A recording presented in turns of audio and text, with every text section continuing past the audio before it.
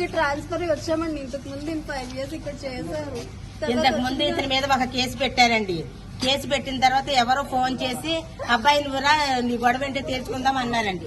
అంటే నేనేం చేశానని చెప్పేసి మీరు రమ్మంటున్నారు, మాట్లాడేది మీరు రండి అన్నారండి.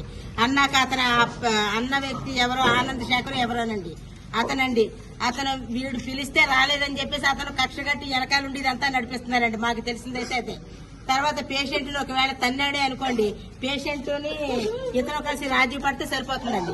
దీనికోసం ప్రాణాల మీదకి తెచ్చుకున్నంత ఇదిగా ఆ అబ్బాయిని సాధించొచ్చండి. పోలీసులు సెట్ చేశారండి, కాంప్రమైజ్ చేశారండి, హాస్పిటల్ స్టాఫ్ కాంప్రమైజ్ చేశారండి. అయినా సరే ఈ అబ్బాయి ఇక్కడ ఉండడానికి వీలేదు, ఇక్కడ నుంచి వెళ్ళిపోవాలి చచ్చిపోవాలి అని చెప్పేసి పంతం కట్టారండి.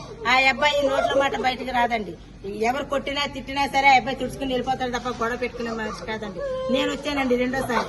ఈ అబ్బాయి మీద ముందు ఆనంద్ శేఖర్ గారు రమ్మన్నప్పుడు రాలేదని చెప్పేసి అమ్మాయిని గిల్లినట్టు మిస్బిహేవ్ చేసినట్టు ఈ అబ్బాయి మీద కేసులు పెట్టారండి. అయితే అవన్నీ కాదని చెప్పేసి అది కోర్టుకు వెళ్ళిందండి. ఈ